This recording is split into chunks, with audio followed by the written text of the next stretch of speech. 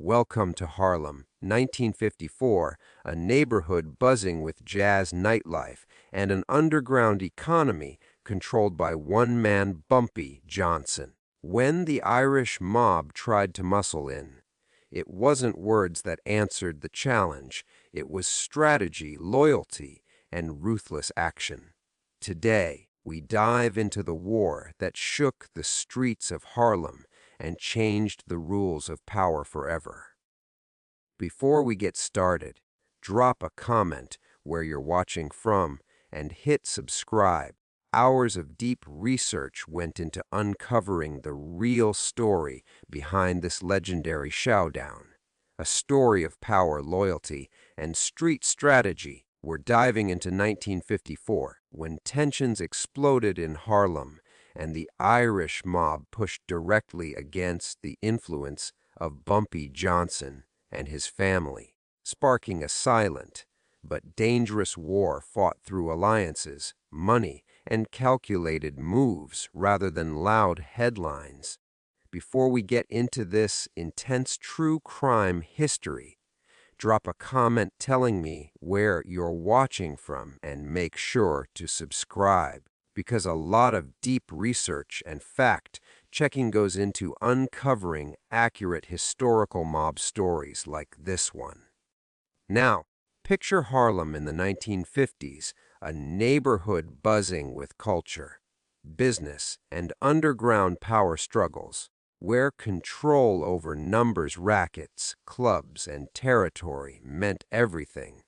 And when outside forces tried to challenge that control, Bumpy didn't respond with noise. He responded with strategy, influence, and decisive action that reshaped the criminal balance of power in the city. In the years after World War II, Harlem was going through a quiet but powerful transformation. Soldiers were returning home. Industries were shifting, while the legal economy struggled to keep up with the needs of working class communities. An underground economy was expanding fast. Jobs were limited, wages were low, and opportunities for black residents were often blocked by discrimination, which created a vacuum that illegal enterprises quickly filled. This underground economy wasn't just about crime in the dramatic sense people imagine today. It was deeply tied to survival. Small gambling operations, informal loans, policy games, and backroom businesses became a parallel financial system. For many residents, these operations provided income, community support, and a sense of stability that the official economy failed to offer.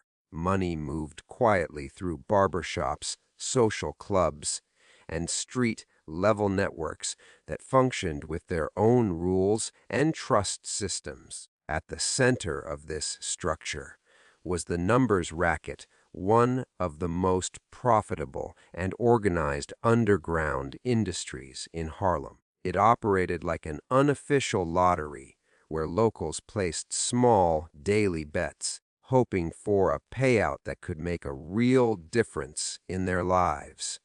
Unlike large organized crime groups elsewhere, Harlem's numbers system was deeply embedded in the neighborhood, often run by figures who reinvested money back into the community through jobs, donations, and protection. Figures like Bumpy Johnson understood that control over the underground economy wasn't just about power, it was about influence. Whoever controlled the flow of money controlled loyalty, information, and territory. Instead of relying only on violence, leaders maintained order by building relationships with business owners, residents, and even political connections, creating a complex web of authority that extended beyond the streets. Another major factor was the nightlife economy. Jazz clubs, bars, after-hours spots were booming in post-war Harlem, attracting crowds from across New York City. These venues generated huge amounts of cash, much of it untraceable, making them ideal for laundering money, running gambling operations, and negotiating deals behind closed doors. The legal and illegal worlds often blended together in these spaces, making enforcement difficult and influence even more valuable. Police presence and corruption also shaped how the underground economy functioned. Law enforcement crackdowns happened, but they were inconsistent and sometimes selective, allowing certain operations to continue while others were targeted. This created an environment where organization and discretion were more important than brute force, because staying operational meant staying quiet, strategic, and well-connected. By 1954, Harlem's underground economy had evolved into a structured system with hierarchy, rules, and territory lines that outsiders underestimated. It wasn't chaotic, it was organized, calculated, and deeply rooted in the social fabric of the neighborhood. Economic foundation is exactly what made any external challenge, especially from powerful crime groups outside Harlem, just a territorial issue, but a direct threat to the financial lifeline of the entire community. During the early 1950s, the rise of Bumpy Johnson was not sudden or accidental. It was the result of years of calculated positioning within the power structure of Harlem. Unlike many street figures who relied purely on violence, Bumpy built his reputation through discipline, intelligence, and strategic relationships that allowed him to move between different layers of society, from local operators to larger organized crime networks. His influence began expanding through the numbers racket, which served as the financial backbone of Harlem's underground economy. By gaining control over major policy operations, he secured a steady flow of cash that funded protection networks, employment for runners and collectors, and loyalty among residents. This wasn't just about gambling profits. It was about building a system where people depended on his organization for income and security. Another key element of his rise was his alliance with powerful figures connected to larger crime syndicates in New York. Rather than openly clashing with dominant Mafia structures, Bumpy negotiated working arrangements that allowed him to operate within Harlem while maintaining a level of autonomy. This approach made him different from other local bosses who were either absorbed or eliminated when bigger organizations moved into their territory. He also cultivated a reputation as a protector of the neighborhood, which significantly boosted his standing. Local businesses, club owners, and community members often saw him as someone who kept order and prevented chaotic street violence. By maintaining stability in his territory, he strengthened both his public image and his operational control, making his leadership more socially embedded than purely criminal. Intelligence and patience played a major role in how he expanded his reach. Instead of reacting impulsively to threats, he gathered information, assessed risks, and responded in ways that preserved long-term control rather than short-term dominance. This strategic mindset helped him survive in an era where many crime figures rose quickly but fell just as fast due to reckless decisions. His presence in Harlem nightlife further amplified his influence. Jazz clubs, social venues, after-hours establishments often operated under his protection, creating environments where deals were made, Alliances were reinforced and money circulated freely. These spaces were not just entertainment hubs, but strategic meeting grounds that strengthened his network across different levels of the underground economy. By 1954, Bumpy Johnson had evolved from a local enforcer into a central power figure whose authority extended beyond illegal operations into social and economic life in Harlem. His influence was rooted in structure, loyalty, and strategic partnerships, which made his position exceptionally difficult to challenge, and any attempt to disrupt his control was likely to trigger a calculated and organized response rather than a reckless street war. By the early 1950s, established Irish crime factions in New York were looking beyond their traditional strongholds for new revenue streams. Areas of Manhattan that had long been dominated by different ethnic crews were being reassessed purely through a business lens. Harlem, with its thriving underground gambling economy and booming nightlife, became increasingly attractive to outside operators who saw opportunity in its steady cash flow. For Irish mob interests, the motivation was not personal, it was financial. The numbers racket alone generated significant daily income, and control over even a portion of it meant reliable, low-risk profits. Harlem's system was already organized, but from the outside, it may have appeared fragmented enough to test. Expanding into the neighborhood wasn't about chaos. It was about inserting influence into an already profitable machine. There was also a broader shift happening within organized crime in New York. Power structures were becoming more centralized and strategic, with different ethnic groups negotiating territories, partnerships, and percentages rather than constantly engaging in open warfare. Irish figures understood that if they could pressure key operators or negotiate favorable splits, they could benefit from Harlem's economy without necessarily taking full control. However, Harlem was not unguarded territory. The influence of Bumpy Johnson meant that any outside interest would have to move carefully. His established alliances and control over local networks made sudden takeovers unlikely.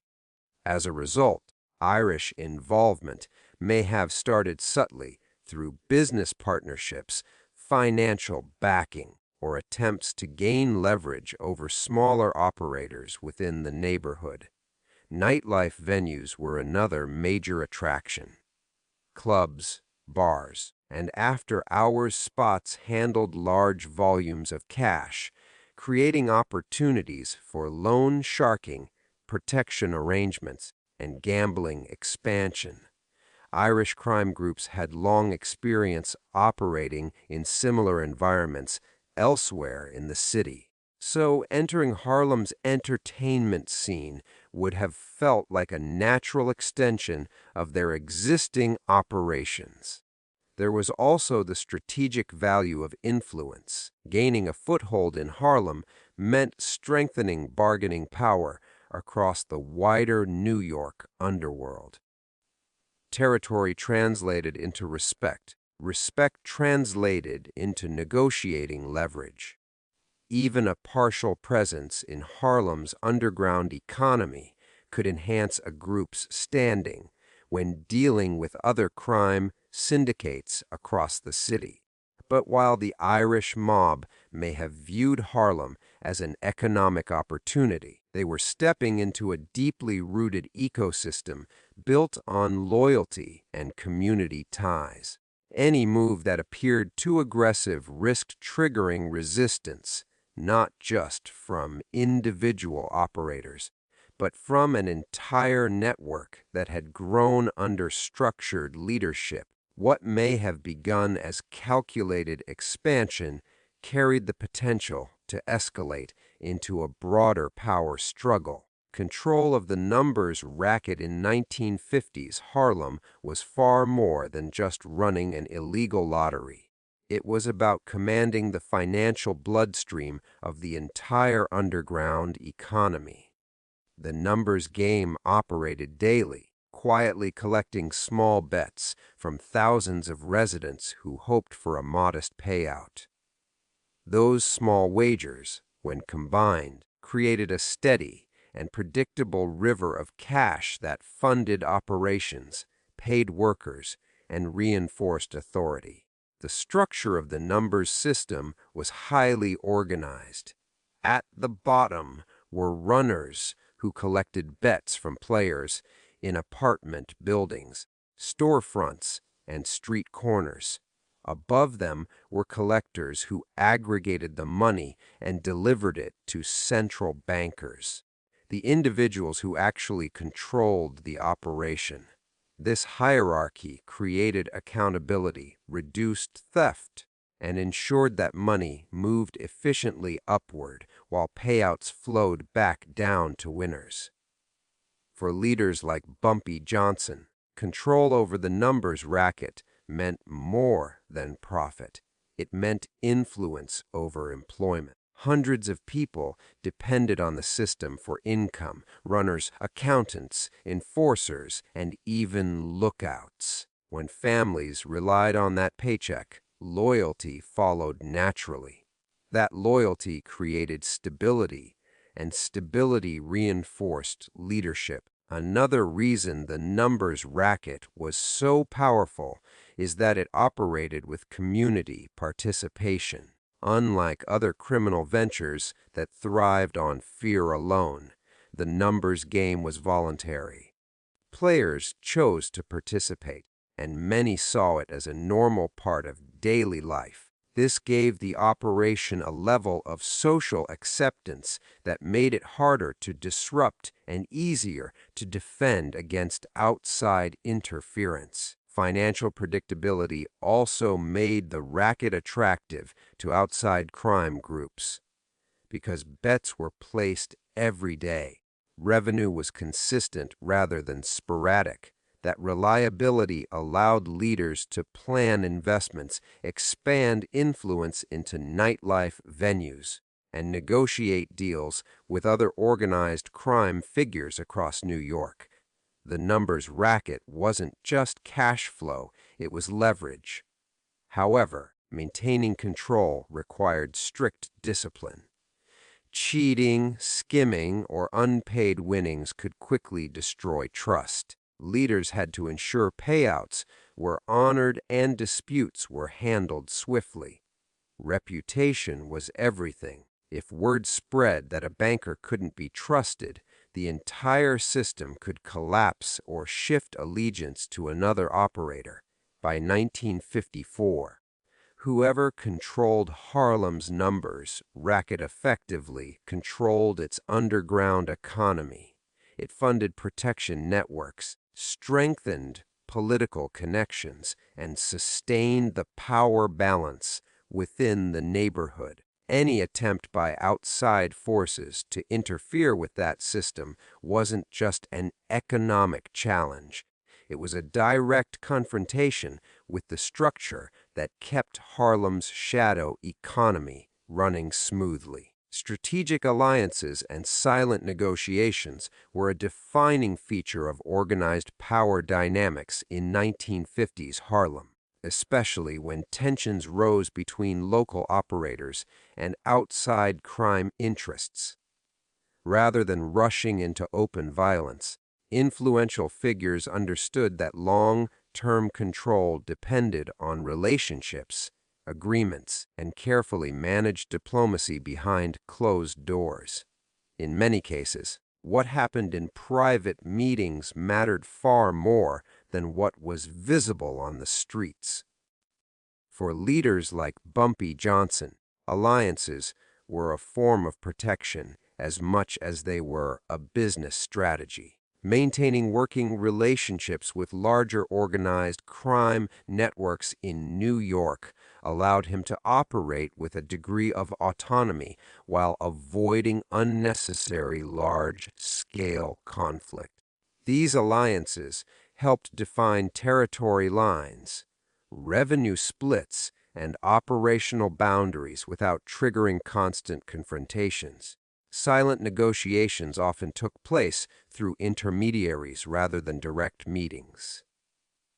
Trusted messengers, lawyers, nightclub owners, and financial backers could all act as informal channels of communication between rival groups. This indirect approach reduced the risk of public disputes and allowed each side to test intentions without committing to aggressive action too early. Another key aspect of strategic alliances was mutual financial interest. Even rival factions recognized that uninterrupted business was more profitable than prolonged conflict. Agreements could involve percentage cuts from gambling operations, shared protection arrangements, or cooperative oversight of certain venues. These deals were rarely written down, but they were enforced through reputation and consequences. Respect and reputation played a major role during negotiations. In the underworld of that era, a leader's word carried weight, and breaking an agreement could lead to long-term isolation or retaliation. Maintaining credibility in negotiations meant demonstrating both strength and restraint, showing that cooperation was possible but weakness was not. Nightlife establishments also functioned as informal negotiation spaces. Clubs, lounges, and after-hours venues provided neutral ground where discussions could happen discreetly, away from public attention. These environments allowed rival figures to communicate indirectly, observe each other's influence, signal intentions without escalating tensions openly. By 1954, the balance of power in Harlem was shaped as much by negotiation as by enforcement. Strategic alliances created a fragile but functional stability where different interests coexisted under unwritten rules. When those silent agreements were respected, conflict remained controlled. But when they were challenged, even subtle shifts in loyalty or territory could quickly push the situation toward a deeper and more calculated power struggle. Street-level tensions in 1954 didn't always begin with gunfire. They started with signals. In Harlem, control of territory was often communicated through presence. Who stood on which corner, who collected from which storefront, and whose runners moved freely through certain blocks all carried meaning. When unfamiliar faces began appearing in established areas, it wasn't random, it was a message. Intimidation tactics at the street level were calculated and subtle. A sudden increase in patrols by enforcers, quiet visits to business owners, or whispered warnings delivered to smaller operators could shift the mood of an entire block. Violence was a last resort because it attracted attention, but pressure was constant. The goal wasn't chaos, it was psychological dominance. For established leadership under Bumpy Johnson, maintaining control meant projecting stability. His organization relied on discipline among runners and collectors, ensuring they stayed visible but controlled. When tensions rose, his people didn't overreact publicly. Instead, they reinforced loyalty internally, reminding everyone who protected their livelihoods and who guaranteed their income. Business owners often found themselves caught in the middle. Club managers, bar owners, and shopkeepers might receive competing offers of protection or subtle threats implying consequences if they aligned with the wrong side. These interactions rarely turned dramatic in public, but the private pressure was intense. Choosing sides meant survival. Another street-level tactic was financial disruption. Delaying payments, interfering with collections, or persuading smaller operators to switch allegiance could destabilize a rival's income stream. This economic pressure was more damaging than open confrontation because it weakened authority quietly. If runners began doubting leadership or fearing instability, cracks would form in the structure. Rumors also became weapons. Carefully planted stories about betrayals, upcoming raids, or shifting alliances could spread quickly through neighborhoods and nightlife venues. In tightly connected communities, information traveled fast. Even the suggestion of weakness could embolden challengers or create hesitation among loyalists. By mid-1954, street-level tension in Harlem reflected a chess match rather than a battlefield. Every move, from who walked into a club to who controlled a betting slip, carried strategic weight. Intimidation wasn't always loud. It was often measured, persistent, and designed to test boundaries without triggering full-scale war. But when pressure built long enough, even controlled tactics could push rival factions closer to open confrontation.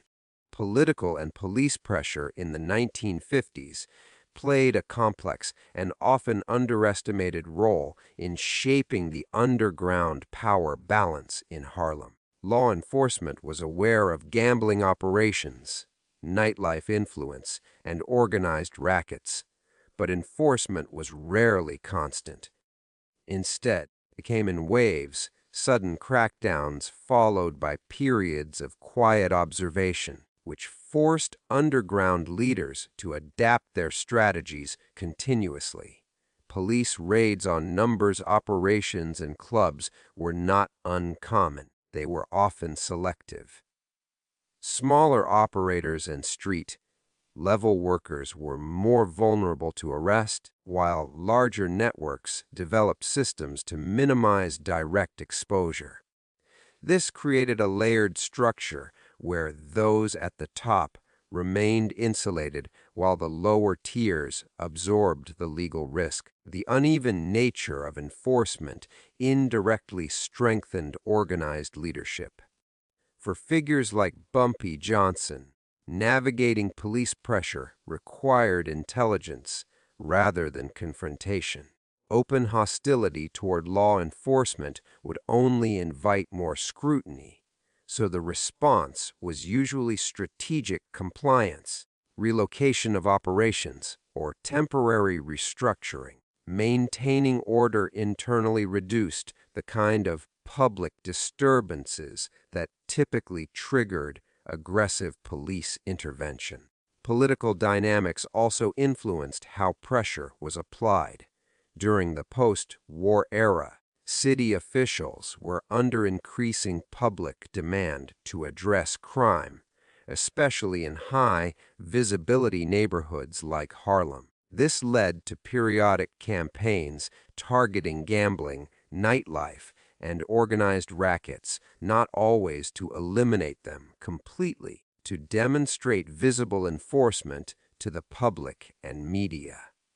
Another factor was surveillance and informants. Law enforcement agencies relied heavily on information networks, which meant any internal leaks could disrupt operations. This heightened the importance of loyalty within underground organizations. Leaders became more cautious about meetings, communications, and financial handling to reduce the risk of exposure. At the same time, police presence had an indirect stabilizing effect. Heavy crackdowns discouraged open violence because public incidents would attract immediate law enforcement attention. As a result, conflicts between rival factions often remained controlled and strategic rather than explosive, with both sides aware that visible chaos would invite unwanted scrutiny. By 1954, the combined pressure from politics and policing had shaped a quieter form of organized conflict in Harlem. Instead of reckless displays of power, influential figures focused on discretion, structure, negotiation to survive under watchful authorities. This environment made every move more calculated, because maintaining influence was no longer just about rival groups. It was also about operating carefully within a city increasingly determined to regulate and monitor underground activity. Organized crime power structures in 1950s Harlem were more sophisticated than most outsiders realized. While the media often portrayed gangs as chaotic and violent, leaders like Bumpy Johnson ran their operations with hierarchical systems, clearly defined roles, and strict enforcement of internal rules. Each member, from runners and collectors to enforcers and accountants, had responsibilities that maintained the smooth flow of business and minimized risk exposure. The top of these structures were the central figures who controlled territory, revenue streams, and strategic alliances. These leaders exercised both authority and diplomacy, balancing intimidation with negotiation to maintain their influence. Their decisions affected not just their immediate organization, but also the broader neighborhood, as any disruption could ripple through the underground economy and community networks. Beneath the leadership were mid-level operators who managed day-to-day operations, ensuring that collections, payments, and protection services were delivered efficiently. They acted as a bridge between street-level personnel and the central figures, translating strategic goals into actionable tasks. This middle layer was crucial for both accountability and the distribution of authority, preventing chaos in an inherently high-risk environment. Street-level operatives, including runners, collectors, and lookouts, formed the foundation of the structure. Their work ensured that financial transactions flowed without interruption, and that loyalty was maintained among participants. While their roles seemed minor to outsiders, these positions were carefully supervised with strict protocols for reporting, handling money, and dealing with disputes. The organizational framework also extended to partnerships with external entities. Leaders negotiated with other crime syndicates, business owners, and even corrupt officials to protect interests and expand influence. These alliances were treated as integral parts of the structure, as they provided both protection and additional revenue streams, reinforcing the organization's resilience against threats. Enforcement mechanisms were built into the hierarchy. Discipline, loyalty, and performance were monitored constantly, and breaches were addressed swiftly. By having clear consequences for disobedience or betrayal, leaders ensured stability within the ranks, which minimized internal power struggles and maintained the overall integrity of the organization. By 1954, Harlem's organized crime structures had evolved into a system that was both rigid and flexible. Rigid in terms of hierarchy, accountability, operational rules, flexible in terms of strategy, alliances, and responses to external pressures. This combination allowed figures like Bumpy Johnson to maintain dominance, weather challenges from outsiders like the Irish mob, and ensure the neighborhood's underground economy remained under centralized control. Economic motives were at the heart of the conflicts unfolding in 1954 Harlem. For both local leaders like Bumpy Johnson and outside groups such as the Irish mob, controlling revenue, generating operations was essential. The underground economy numbers games, nightlife venues, loan, sharking, and illicit trade provided consistent, substantial cash flow that could not be matched by legal enterprises in the neighborhood at the time. The numbers racket alone was highly lucrative, generating predictable income daily. For leaders, gaining or maintaining control over this system meant access to resources that funded enforcement, paid loyal associates, and secured influence over community networks. Losing control could weaken authority, reduce revenue, embolden rivals or outside challengers.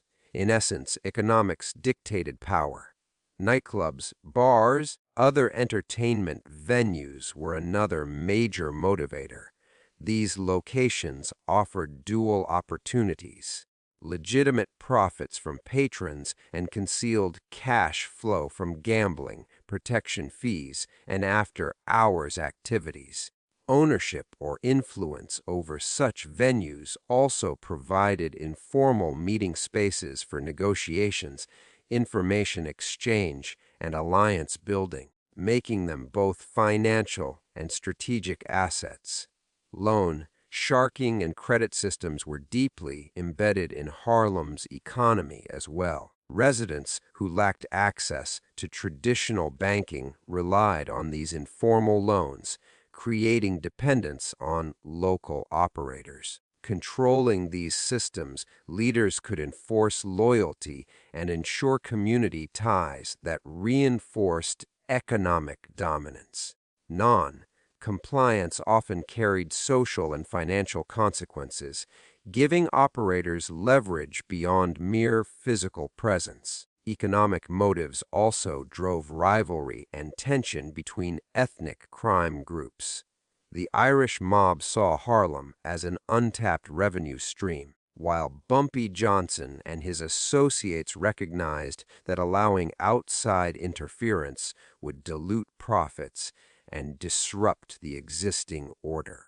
Every dispute over territory, percentages, or alliances was underpinned by clear financial stakes, making money the central incentive for both negotiation and conflict. Political and law enforcement pressures further highlighted economic motives.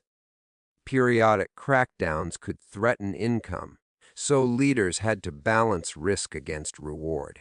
Maintaining profitability required careful planning, discretion, and adaptability. Financial disruption could rapidly destabilize both their power base and their ability to maintain influence over the community. By 1954, it was evident that economic motives were not simply about personal wealth. They were the foundation of power in Harlem. Whoever controlled the flow of money controlled loyalty, information, and territory. Every strategic move, alliance, or confrontation was ultimately tied to preserving or expanding economic influence, making the pursuit of profit inseparable from the struggle for dominance in the neighborhood. Reputation and psychological warfare were central to maintaining power in 1954 Harlem, especially for figures like Bumpy Johnson.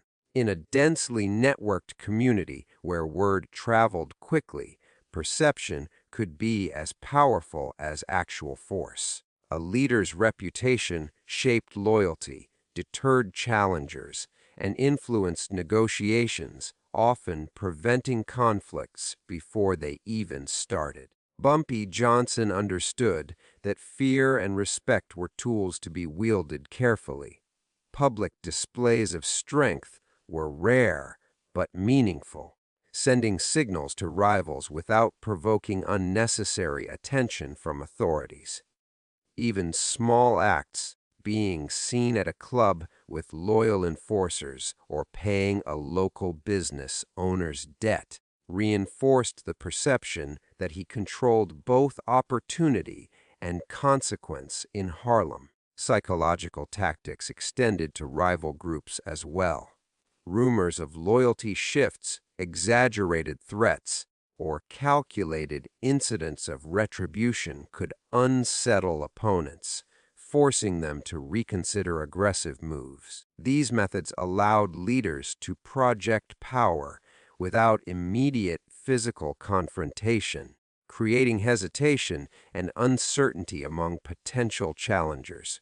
Within his own ranks, reputation reinforced discipline.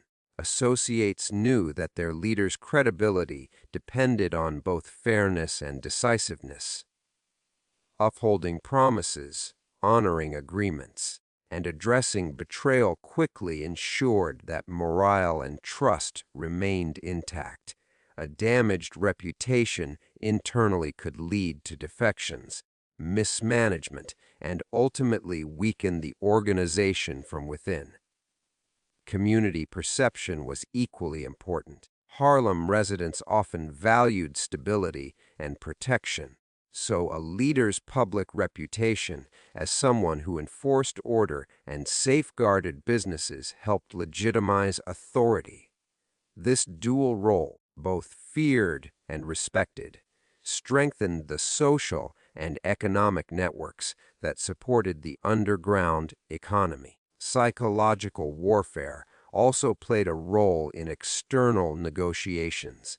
In dealings with the Irish mob and other outside interests, subtle intimidation, strategic silence, and displays of knowledge about rival operations communicated power without overt conflict. This type of influence helped Bumpy maintain leverage in situations where direct confrontation could have been costly. By 1954, reputation and psychological strategy were as vital as money or manpower. In Harlem's competitive environment, controlling perception allowed leaders like Bumpy Johnson to deter threats, secure alliances, and maintain dominance. Every action, rumor, public gesture was carefully calculated to reinforce authority and shape the behavior of both allies and adversaries. Community impact of the mob conflicts in 1954 Harlem was profound, affecting daily life far beyond the underground economy. Residents lived alongside these power struggles, often caught between rival factions like the Irish mob and Bumpy Johnson's organization. Even when open violence was limited, the presence of organized crime influenced social norms, local business operations, and neighborhood security. Many locals depended on the illegal economy for income, especially through the numbers racket and related hustles. While this provided financial stability for some, it also created dependency on figures whose priorities centered on profit and control rather than community well-being. When conflicts arose, disruptions in these operations could ripple through households, affecting families who relied on daily or weekly payouts. Pervasive influence of crime groups also shaped public spaces.